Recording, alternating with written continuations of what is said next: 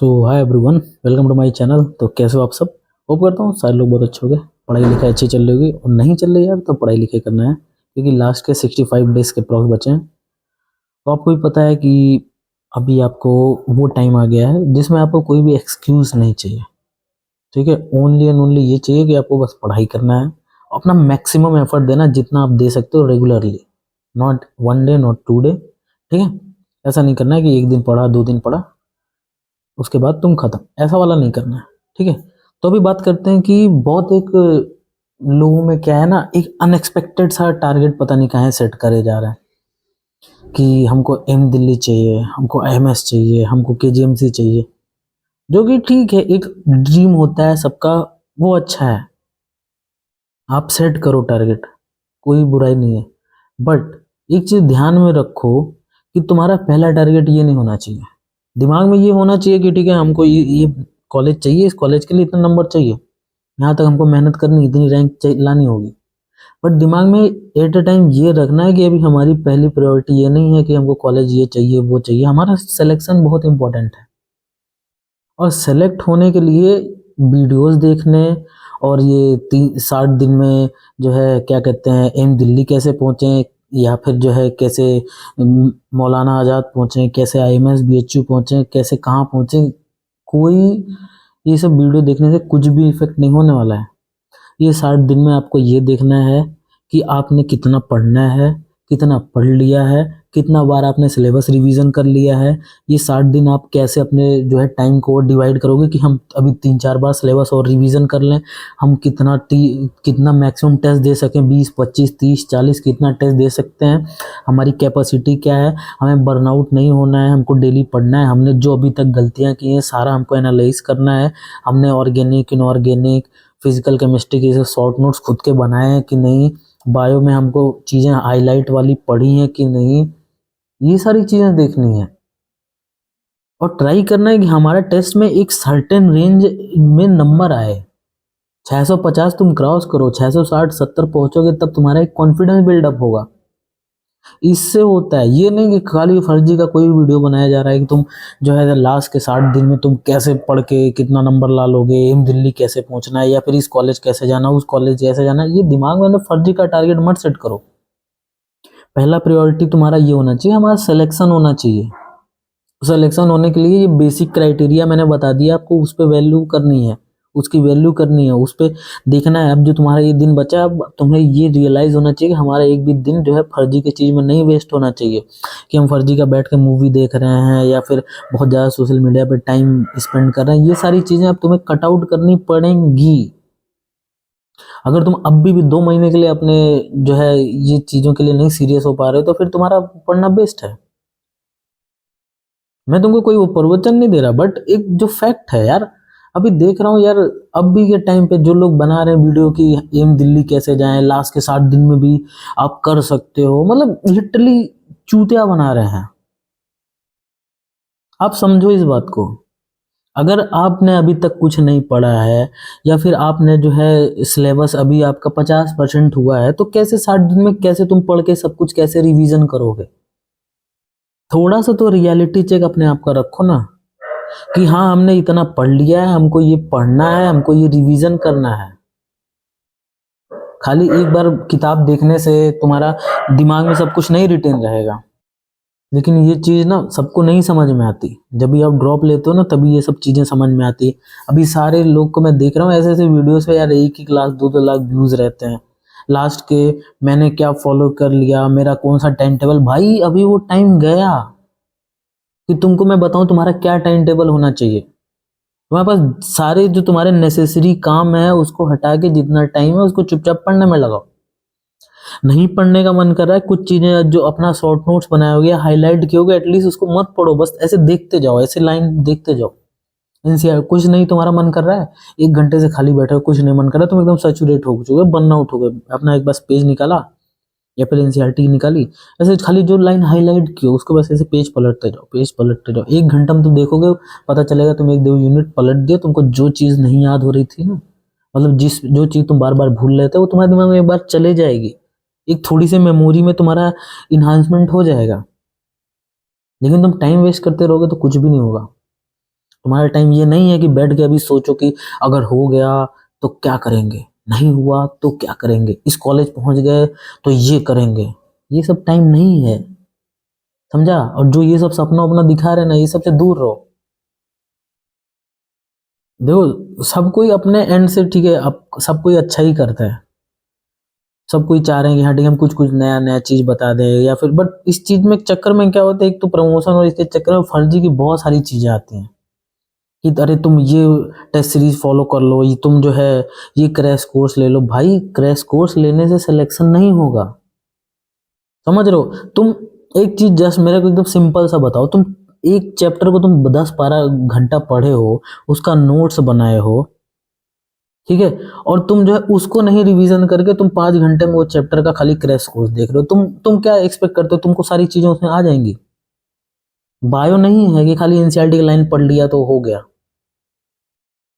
थोड़ा तो concept build करना पड़ेगा। और लेकिन दुनिया क्रैश कोर्स के पीछे भागे जा रही है। देखो मैं किसी को वो नहीं करा कि हाँ ठीक है नहीं होता या नहीं होता होगा, क्या क्रैश कोर्स से बहुत सिलेक्शन होता है, बट जो फैक्ट है ना, बहुत रेयर कोई होगा, और वो भी कौन होगा, जो ड्रॉपर होगा, जो ऑलरेडी 1-2 बार पढ़ा होगा, समझा, जो 400-500 नंबर लाया होगा, वो पढ़ा होगा, ठीक है, या 600 नंबर ला के बैठा होगा, सोचता होगा चलो अच्छा क्रैश कोर्स ले लेते, खाली बैठा पढ़ने का मन नहीं कर रहा खुद से, ठीक है एक बार टीचर के थ्रू देख लेंगे तो याद हो जाएगा। ये तुम्हारे केस में ऐसा नहीं होगा, जो नए नए लोग हैं वो नहीं होगा, ये चीज समझो। तुमको मैं एक चैप्टर खाली 5 घंटे में पढ़ा देता हूँ, समझ रहे हो, मान लो तुमको मैंने पढ़ा दिया, मैंने ग्रेविटेशन तुमको 5 घंटे पढ़ा दिया, तो तुमको क्या लगता है तुम 5 घंटे जो मैंने पढ़ा दिया और तुम्हारा सारा तैयार हो जाएगा? नहीं होगा।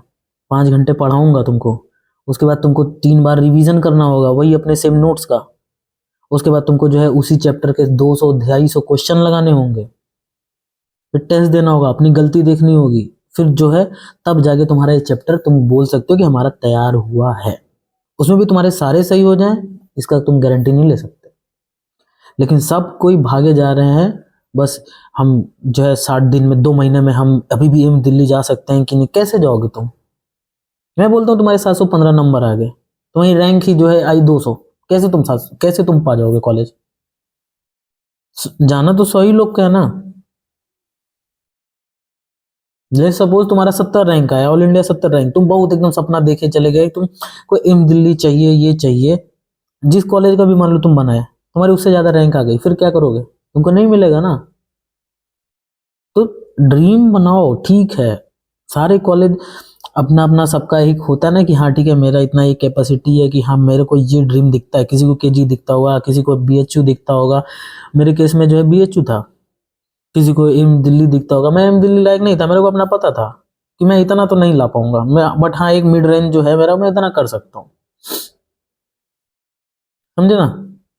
तो वो एक आइडिया होता है, खाली दिमाग में बैठाने से और स्टेटस और स्टोरी ये सब देखने से ना नहीं होता, वो चीज दिमाग में बैठाओ। और तुम सब कुछ ना, अभी क्या इतना गंदा सिचुएशन हो गया है, सब कोई हर चीज बाहर खोजने का ट्राई कर रहा है। पढ़ना है तो टाइम टेबल खोज रहे हैं, हमको नोट्स चाहिए, ठीक है, तो क्रैश कोर्स खोज रहे हैं, हमको जो है क्या कहते हैं रिवीजन का वो चाहिए, तो हम जो है किसी का मॉड्यूल और किसी का जो है फर्रा खोज रहे हैं। अरे भाई तू क्या क्या रहा है, एक ए फोर पेपर लो चुपचाप, और जो पढ़ रहे हो खाली बगल में रखे रहो, 1 घंटे में कोई चैप्टर रिवाइज करते हो, चलो 1 घंटा 20 मिनट लगेगा, 20 मिनट एक्स्ट्रा लगेगा, वो लिख लो, दोबारा तुम पढ़ोगे वही तुमको 20 पॉइंट पढ़ोगे ना, तुम्हारा चैप्टर तैयार हो जाएगा, वो खुद से लिखा होगा, तुमको आइडिया होगा हाँ ठीक है ये पॉइंट तो हमको आता है, ये पॉइंट नहीं आता, ठीक है यही पढ़ना है। उसके बाद ध्यान रखो कि टेस्ट देना है, टेस्ट का एनालिसिस करना है, ये सब पे ध्यान दो। ये सब नहीं कि अब हमको इनका नोट्स मिल जाए, ये दीदी आ रही वो भैया आ रहे हैं, ये मैम ये वो सर, इनका क्रैश कोर्स कर लो, जो पढ़ाया वही आएगा। अरे भाई जो पढ़ाया वही आएगा से नहीं मैटर है, समझे ना, जो पढ़ाया है वही आएगा, इससे नहीं मैटर है। तुमको कितना आया, तुम क्वेश्चन कर पाए कि नहीं कर पाए, इससे मैटर है। यार सारे टीचर अपने अकॉर्डिंग बेस्ट पढ़ाते हैं, सब कोई चाहता है कि हाँ ठीक है हमारे नोट से क्वेश्चन फंस जाए, हमारा जो है बच्चे तारीफ करें, या फिर जो है हम ऐसा पढ़ाएं कि बच्चों को दिक्कत ना हो, सब कोई चाहते हैं। कोई ये तुम्हारा वो नहीं चाहेगा, लेकिन अब तुम्हारे ऊपर डिपेंड करता है ना। तुम बताओ, तुम किसी चैप्टर को तुमको टीचर ने पढ़ाया, तुम 100 क्वेश्चन उसका प्रैक्टिस किया और किसी ने 400-500 क्वेश्चन प्रैक्टिस किया, तो पेपर में अगर मान लो एक चैप्टर से 5 क्वेश्चन आता है तो 5 में 5 सही होने का प्रोबेबिलिटी किसका ज्यादा रहेगा? जो 500 क्वेश्चन प्रैक्टिस करेगा उसका। तो ये सारी चीजें, ये फैक्टर होते हैं जो तुमको जो है डिफरेंशिएट करेंगे। ये नहीं करेंगे कि हाँ हमने इस टीचर से पढ़े थे। बहुत सारे ऐसे टीचर हैं जो ऐसे कुछ बोलते भी नहीं होंगे, बट उनके पता नहीं कितने पढ़ाए लोग जो 180 सब मारते हैं फिजिक्स केमिस्ट्री सब में, समझा। और तुम लोग क्या है कि एक टीचर का पकड़ लिए कि हाँ ये टीचर के पढ़ाया नोट से आ गया ये। अरे भाई सब पढ़ाते हैं, तुम क्वेश्चन नहीं लगाएगा, तुम कुछ प्रैक्टिस नहीं करेगा तो नहीं आएगा। मैंने भी 180 लगाए हैं। तुम जिस जिस टीचर का नाम लेते होगे मैं नहीं पढ़ा हूँ। कोई बहुत बड़ा चीज नहीं है कि कर लिया तो बहुत। मेरे साथ के कई बच्चे हैं करे हैं, 180 लाए हैं, केमिस्ट्री में लाए हैं, बायो में पूरे में पूरा लाए हैं। तुम जिसका नाम सुनते होगे ना उनसे नहीं पढ़े हैं, बट लाए हैं, फैक्ट है। और तुम में से कोई लाएगा, लेकिन ये चीज नहीं समझ में आएगी हमको। हम बस क्या है ना, भीड़ चाल में भागे जा रहे हैं। देखो सिंपल सा एडवाइस बस यही है कि अभी ये सारी चीजें बंद करो, अपनी एनालिसिस खुद से करो। तुम देखो तुमको कितना पढ़ना है, तुम देखो तुम्हारा टाइम टेबल क्या होना चाहिए। सीधा सिंपल सा की बात, हमारा जो भी जरूरी काम है उसको साइड करके कितना टाइम बचता है उसको पढ़ने में लगाओ। और ऐसे लगाओ कि हमको ऐसा नहीं होना चाहिए कि आज हम पढ़े कल पढ़ नहीं रहे। बर्नआउट नहीं होना है, सैचुरेट नहीं होना है। उसके बाद पढ़ो।